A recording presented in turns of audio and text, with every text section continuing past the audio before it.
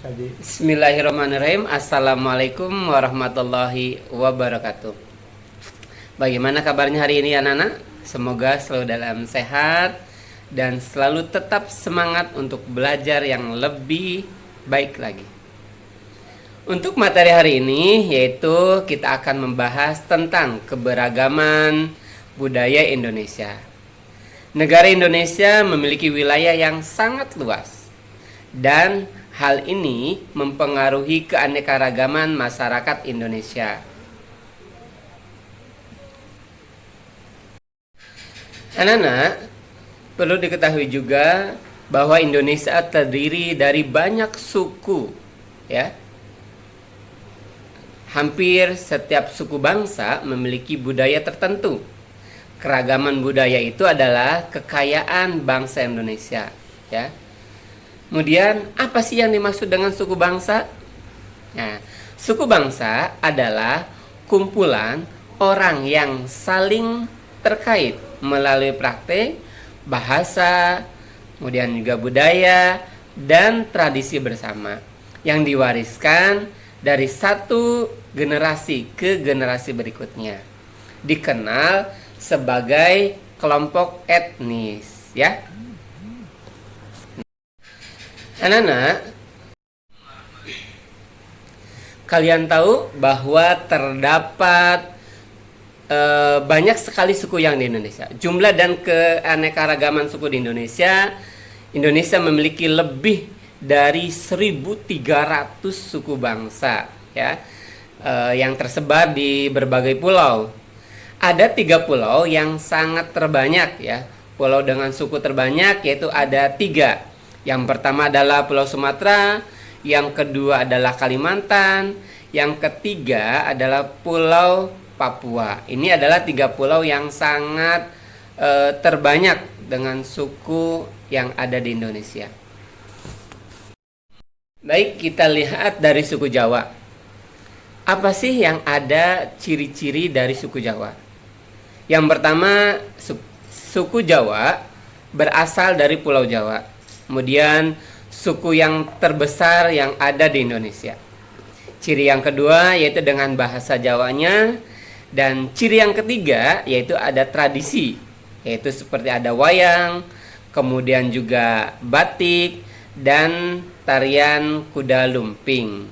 Ya, itu adalah ciri utama yang dimiliki oleh suku Jawa. Baik, kita lihat dari suku Jawa. Apa sih yang ada ciri-ciri dari suku Jawa? Yang pertama, selanjutnya yaitu ada suku Batak. Nah, apa sih ciri-ciri dari suku Batak tersebut? Nah, yang pertama cirinya adalah berasal dari Sumatera Utara, ya. Kemudian bahasanya yaitu dengan bahasa Batak, dan ciri yang ketiga dari suku Batak yaitu ada tradisi. Ada upacara adat, kemudian juga gorka atau ukiran, dan margondang yaitu alat musik tradisional, ya, yang dimiliki oleh suku Batak tersebut. Itu adalah ciri-ciri utama yang dimiliki oleh suku Batak. Selanjutnya ada suku Dayak. Nah, suku Dayak ini memiliki ciri-ciri juga, ya.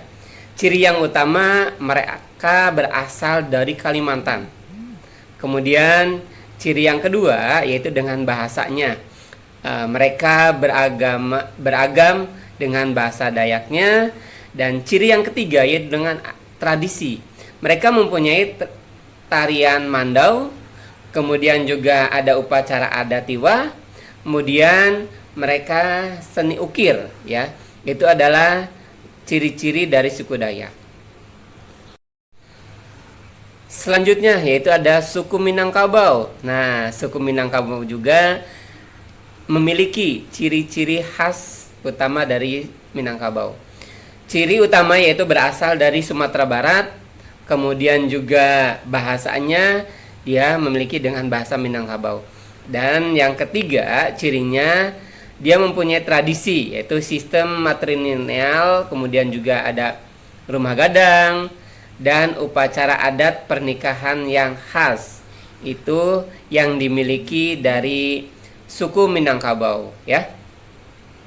Nah, selanjutnya yaitu ada suku Minangkabau. Nah, suku Minangkabau juga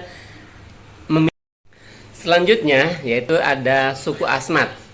Suku Asmat memiliki ciri-ciri yang utama, yaitu mereka berasal dari Papua. Kemudian ciri selanjutnya dengan bahasa Asmatnya. Dan ciri yang ketiga yaitu ada tradisi, yaitu dari seni ukir kayu yang terkenal di dunia. Kemudian ada ritual spiritualnya dan rumah adat Cel. Itu adalah ciri-ciri yang utama yang dimiliki oleh suku Asmat. Baik, selanjutnya yaitu kita akan mengenal bagaimana atau berbagai macam rumah adat yang ada di Indonesia. Yang pertama adalah rumah adat Sumatera Barat.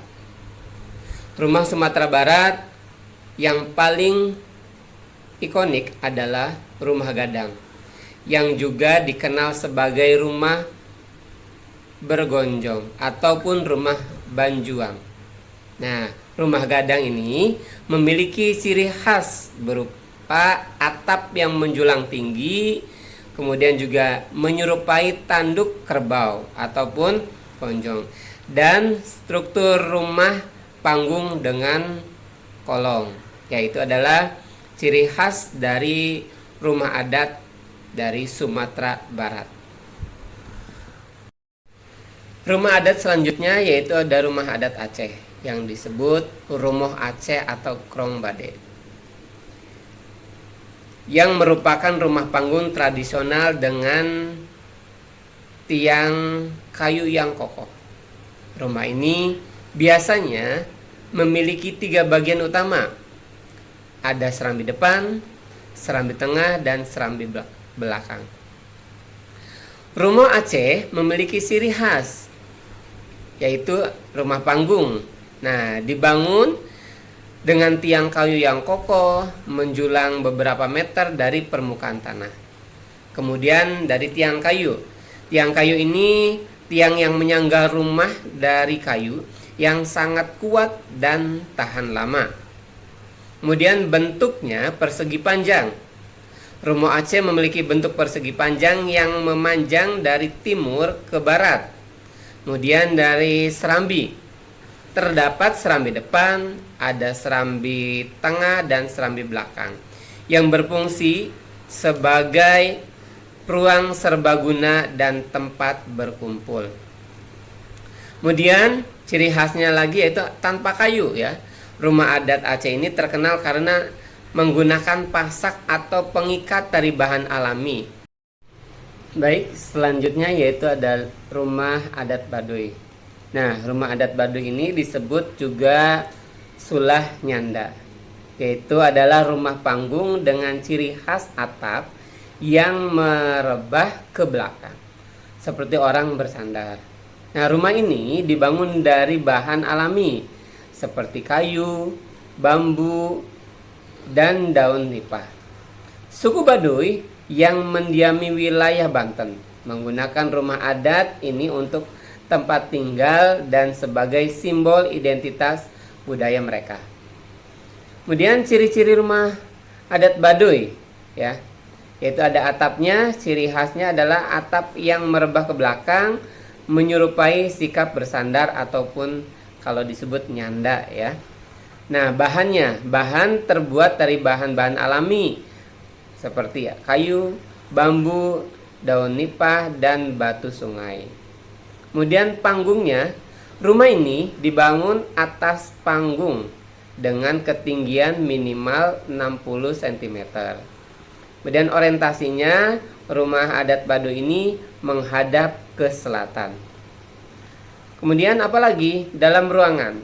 Nah, ruangan ini memiliki beberapa.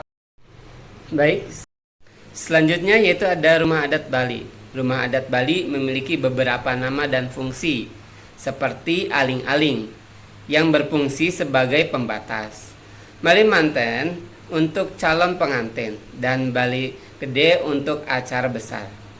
Selain itu ada juga angkul-angkul. Nah, kelumpu jineng dan pura keluarga yang memiliki fungsi dan ciri khas masing-masing.